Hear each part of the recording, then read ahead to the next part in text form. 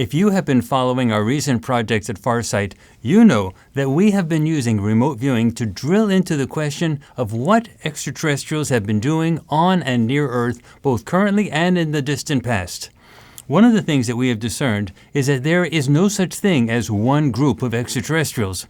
Just as we have many people in many countries here on Earth, the extraterrestrials are many from many planets and cultures. Some of them look very human, while others do not look or act human at all. Some of them seem to be supportive of a positive future for humanity, whereas others seem intent on controlling Earth's population in an obsessive and almost maniacal intensity. Well, it is a mess up there, and we have begun to evaluate how much confusion the various extraterrestrial populations have caused down here.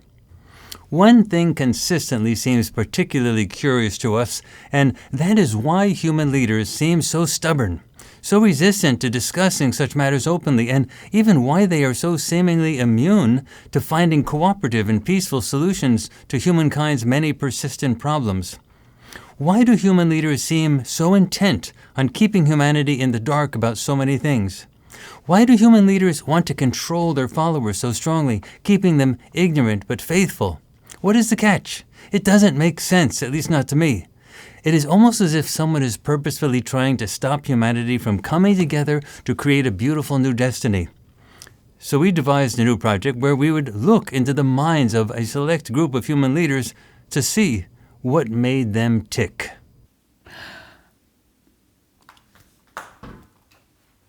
I continue to think about God, but I also know that I'm feeling something else. So what we did here at Farsight was to send 4 of the best and most highly trained remote viewers on the planet to take a look inside the heads of 4 different popes. The 4 recent and highly influential popes that are the focus of this study are, in reverse chronological order, Pope Francis, and before that, Pope Benedict XVI, and before that, Pope John Paul II, and finally, Pope Paul VI.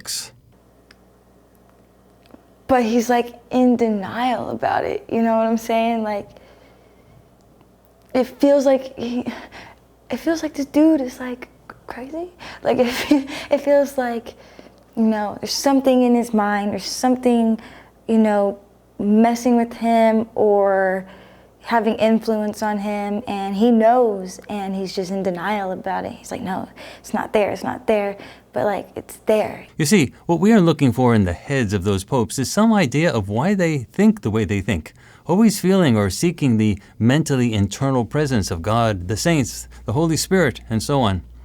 These are 4 strongly charismatic leaders who convinced large populations in the hundreds of millions to follow the leadership of the church. Subject A feels traumatized by subject B.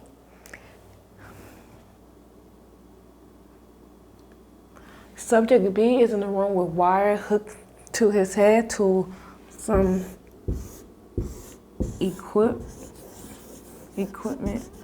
There's information going from subject B to subject A. Well, to our considerable surprise, once we dove into their heads, we found out that each of those 4 leaders all have something in common. They are not alone. And who or what is there is not God. That's right. Somebody has been messing with the thinking processes of some of the most important human leadership on this planet. Controlling, manipulation. I sense that there are multiple situations for this. It's like this. I sense there's more people in this position somewhere else. I keep seeing flashes of a lot of different people in the same situation, like rows and rows and rows and rows of people connected to this one man, a computer, robot, alien. Well, you can't control humanity if human leadership is free to do and think whatever it wants to do and think. If people follow their leaders, then those who wish to control humanity must control human leaders, or at least the important ones. And to be effective, this type of control must be consistently applied for a very long time. This subject is not human. I don't sense facial structure.